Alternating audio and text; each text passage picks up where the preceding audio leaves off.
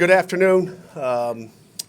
Obviously, the University of Pittsburgh football team is excited to be here in Charlotte to represent the Coastal Division in the ACC championship game.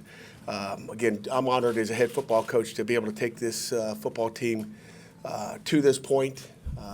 To arrive here in Charlotte is an exciting time, I think, for our football team. They just arrived eating lunch. I want to congratulate Clemson and Dabo, Sweeney, an incredible football team that we get to take on tomorrow evening. We got a great opportunity. It's been 4 years of a journey for this football team. Never playing in a championship game before. It's really the first ever, especially in the ACC. And I think such a tremendous city of Charlotte that we get the opportunity to play it in an unbelievable conference. I think the best conference in the country. We're excited. We're ready to go, and I guess we'll leave it open for questions. Okay, questions, raise your hand. Let us know who you are, who you're with, and wait for the handheld mic, please. Who has the first question? Middle of the room. Rich Walsh, KDK TV. Pat, not only for the football program, what does this mean for the university, the fan base, the city, you guys being here? I think it means everything to the city of Pittsburgh. You think about some of the tragic events, probably about a month ago. I think, everybody's looking for some good news stories to go out with some bad news stories. And, you talk about being Pittsburgh strong. I think it means a lot. And, unfortunately, I'm stuck in the little cocoon of the Durant Center, and you really don't feel the outside world much. We have breakfast there, lunch there, dinner there. You go home and everybody's sleeping. But so I don't know how the outside city's feeling, but I guarantee you the University of Pittsburgh's buzzing. I'm sure enrollment will blow up. There'll be 2 million plus viewers watching this game. So it means a lot to the former Panthers that played here, to all the Pittsburgh alum, throughout the United States. To our right. Hey, Pat. Chris Heidel from Herb FM Radio in Baltimore. Just talk about Pickett. What does he have to do tomorrow night with the weather condition? It's going to be probably like a monsoon out there. Is that right? Yeah, you a weatherman too, Chris? Yeah, probably, yeah. Okay. I don't know what the weather's gotten, but I know both teams have got to go through it. So whether it's, Kenny Pickett or Trevor Lawrence, they both got to go through the same conditions. And I think we're prepared for that. I think we've played through a couple monsoons, we've been there, done that. Kenny Pickett's got to play his game, just like the other 10 guys on offense and the other 11 guys on defense, and any guy that's honored enough to step on the field, special teams wise, they got to play their football game, and they got to be detailed and focused and all the other things you ask, whether it's sunny and 82 or 57 and 90% chance of hail. To our left. Pete Iacobelli, Associated Press. Pat, what was the how did you like practice this week, and what was the mindset of the guys as you head to Charlotte? Yeah, Pete, practice was as normal, and you sit there and think that you're going to get maybe something different. It's championship week, but that's been our football team, and really any football team I've been around. I think if you got a football team that practices like this, hey, it's a big game this week, we're going to be here. I didn't notice anything different, to be honest with you. Sometimes you wish you did see maybe something a little bit different, but based on everything I've seen, it's status quo, the way our kids prepare mentally and physically. And, I know there's been a lot of attention to the details, watching videotape. Maybe there's been a little bit more of that. But even with that, they have their iPads. So, they go away to their room, they lay in bed at night and watch videotape. So it's a different world back when you and me played.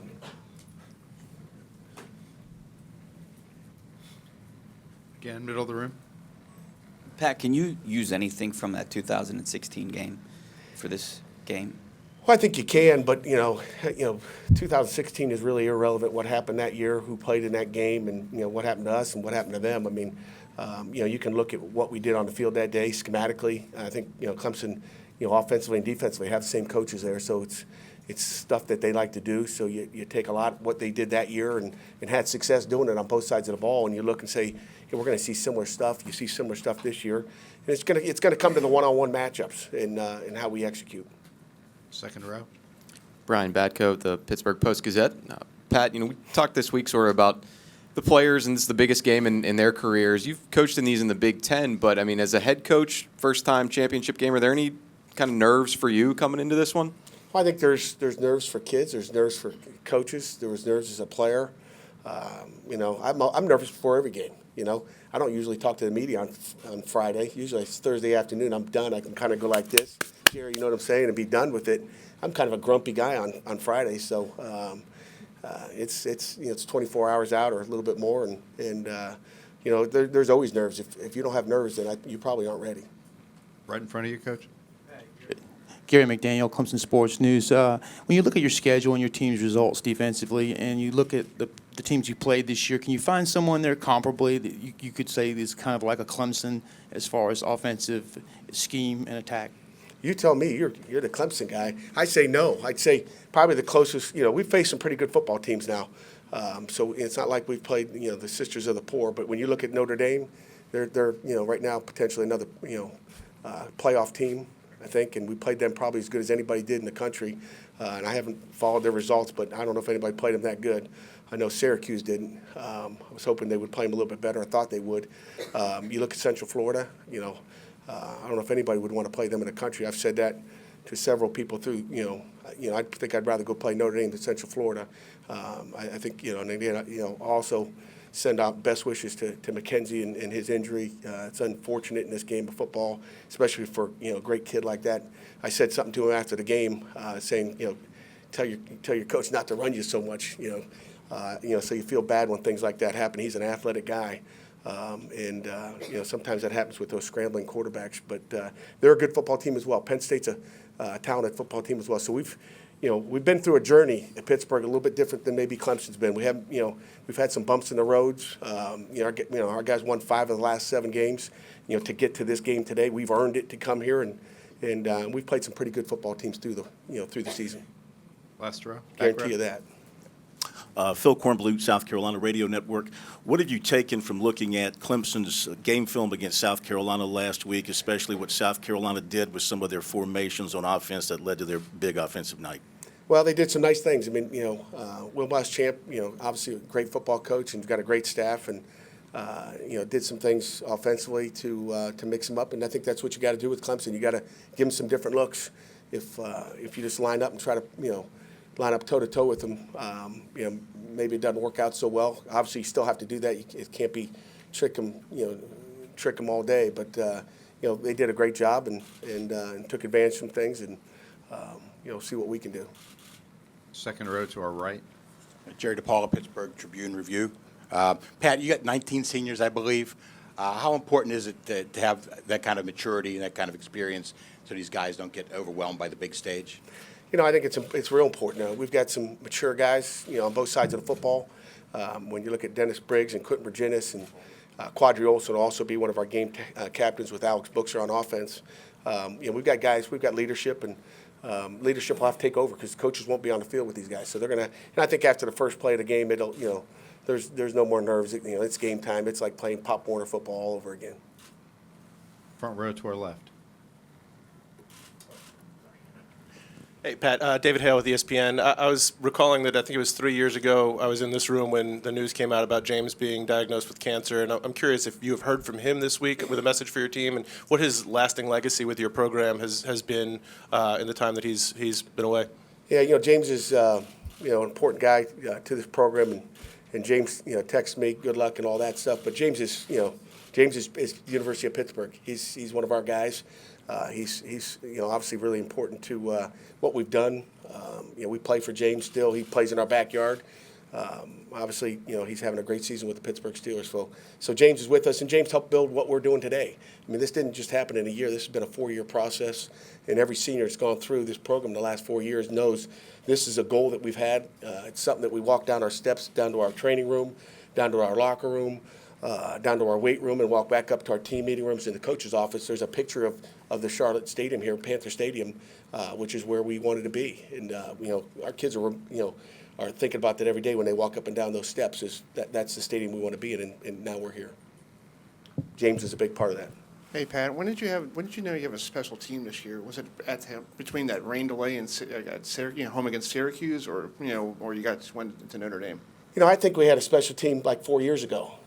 That's kind of who I am. I think we've had a special team every year. The people are what make a team special. And I've got a love for every kid that I've coached. For the last 4 years. This is a special team because it's right now, and it's right here, right now in Charlotte, and these kids have put the work in to get here. And not every kid can get that done. These kids have been persistent. They've been on a mission. And again, since that Syracuse game, whatever it may be, they've been on a mission to get what they wanted. And we broke down on ACC champs for a long time, and now we got a chance to be there and do that against a great football team in Clemson. So. Is anybody going to fix that speaker up there? To our upright. Hey, Coach. Fred Williams, KDK TV out of Pittsburgh. I was at your luncheon right before the season started, and I remember your remarks. And your last remarks you said before you left the stage was, "I'll see you in Charlotte." And there was a few chuckles in the room. Now you're here in Charlotte. Yeah. You know, I wish that I was a bold remember saying statement. that. I wish I remember saying that. We have tape I'm of going to it. have to get video of that. I do. But, I guess, things happen for a reason. Some people said, last year, 17 season at Miami game at halftime, just making some statements and say, my wife says, you say a lot of things sometimes, but we're here. I guess there was some chuckles. I didn't hear them, but I didn't feel it, and we are here. So I'm glad I didn't make any predictions either. Other questions? Back row. Here comes the mic. Matt Connolly with the State newspaper. Pat, Clemson's here, fourth consecutive year, going for their fourth consecutive title. Just what do you make of their success in the league, and do you feel like there's a gap between them and the rest of the league right now? Well, I think there is a gap. I mean, they're the benchmark of ACC football. I think there's a lot of great teams in the ACC. Dabo's done an incredible job. I've got a lot of respect for him, in what he's done, how he's done it. He's done it the right way. I think he's a stand-up guy, and I think if you look at most conferences, it's the same way. There's always that one or two teams that are really controlling the conference. I mean, look at Alabama, look at Clemson, look at really Ohio State and Michigan State the last couple of years. You would think that they've been there. But I mean, there's always that case, and that's kind of what you work for. That's where we want to be, and the only way you do that is go out and beat them, and then things start to build that way. But they're a great football team, and I got a lot of respect about how they've done it. Upper right corner, Coach. Matt Dowell, Watch Fox out of Columbia. Coach, against a team like this, how important is getting off to a good start and staying with them early with an atmosphere and kind of everything on the line? Yeah, I think it'll be a big Clemson crowd. I guarantee you that, just being a drive up the road. But it's going to be important, a fast start. Now, again, we can have a slow start and still get it done. I never sit there and say, guys, we better get a fast start or watch out. We've done that all year. We've come back, whether it was, clinching. We're down at Wake Forest, a couple weeks ago and came back and won that game. So we've done it. Doesn't matter. There's going to be adversity in that game. There's going to be ups and downs, and we don't care how it starts or how it finishes. We're going to keep fighting for 60 minutes. Back row. Marks from the Charlotte Observer. You mentioned that Clemson is sort of the benchmark for ACC football now. What would you say is it about this particular group that differentiates them from some of the years past? You know what, I don't look at all the years past. I mean, I remember 2 years ago, they're just a talented football team. I mean, I think, there's coaches. Everybody's got a coach, and Dabo does a tremendous job, period. He's got a great staff. He's got continuity on his staff. He's got great leadership, I'm sure with their president and on down. So he's got everything he needs to be a champion. They've got great players. They're down south. They recruit some of the best. They're able to get all those 4- and 5-star football players, and he can coach them too. There's some places that get a lot of 4- and 5-star guys that can't coach them. So he's got a great personality about him. He's a businessman, and like I said, I couldn't say better things about Dabo Swinney.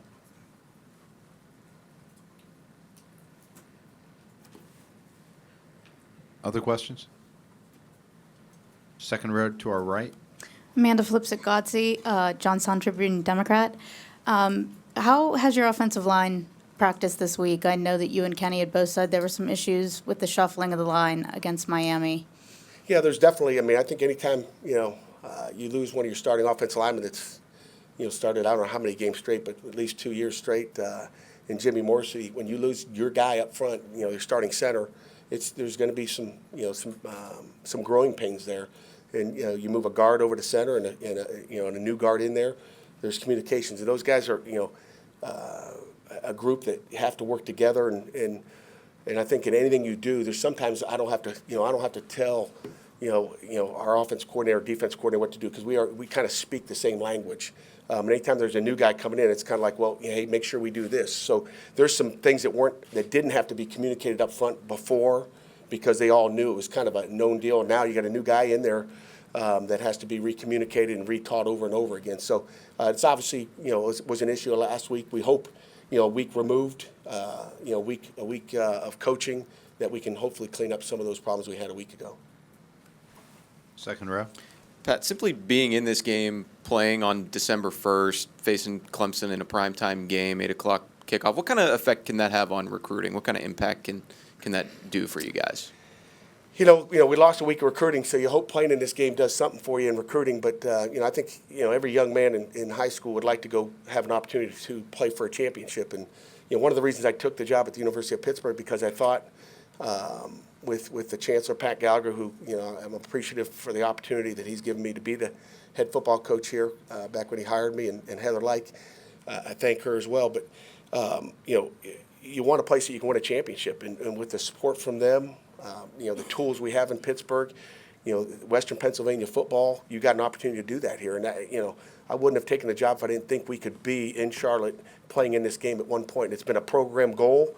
As I said, it's one of our 4 goals that we wanted to attain, as a head football coach, and we're able to play for a championship tomorrow. And I think it's a major thing. I think it helps in recruiting for sure, Brian. Far left. Coach Pete Yanity from WSPA TV.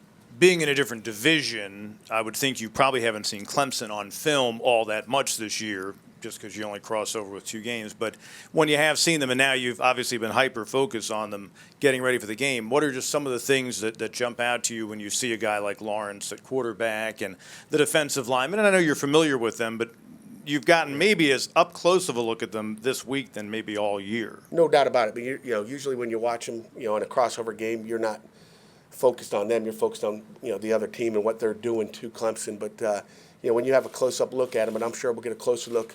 I talked to a few coaches throughout the country that played him personally that said, I talked about Trevor's release. I think it's one of the best releases. It just like comes out. And he said it's even faster when you see him live. So, you're impressed at really all levels of what they, have done in every position. Their D-line is, a bunch of first-rounders that cause havoc in the backfield, and they've caused havoc against everybody. So we're going to have to control and block them up front to have success Saturday. I know you want to keep things the same, but is it hard to not to treat this differently, this experience, this game? Well, I'm going to keep it the same. I don't know if the kids are. So, Richie, I don't know if I can answer that, but it is the same. But our kids are pumped up because it's a championship game. They know this is, what you play for, to have these opportunities to play in a big game like that. So it is a little bit different than our opener against Albany. I can tell you that. But it's still a game. It's still 60 minutes long. There's 100-yard field, and we got to move down the field and get in the end zone, and we got to stop them from getting in our end zone. So it's still a football game. And it's still 60 minutes long, but it's every game's a little bit different as far as who you're playing and where you're playing. It's a championship game, and obviously a little bit different. To your left, Coach. Coach Steve Reed with the Associated Press. Obviously big underdogs. What would you say to all those people out there that are not giving you any chance to win? No comment. I don't know. Hey, the game is played, and I think anybody can beat anybody on any given day, period. We all know that. We can take all the measurables. We can talk about guys that are this tall and this tall. But the one thing I don't think you can really measure is what's inside that heart. And our kids are going to play with a lot of heart. They're going to play with a lot of effort. And, in Pittsburgh, we have a lot of toughness there, and that's what we expect to get out of our football team. And I make no guarantees. So. Other questions? Got that? Anyone else? Okay, thank you. Appreciate it. Thank you.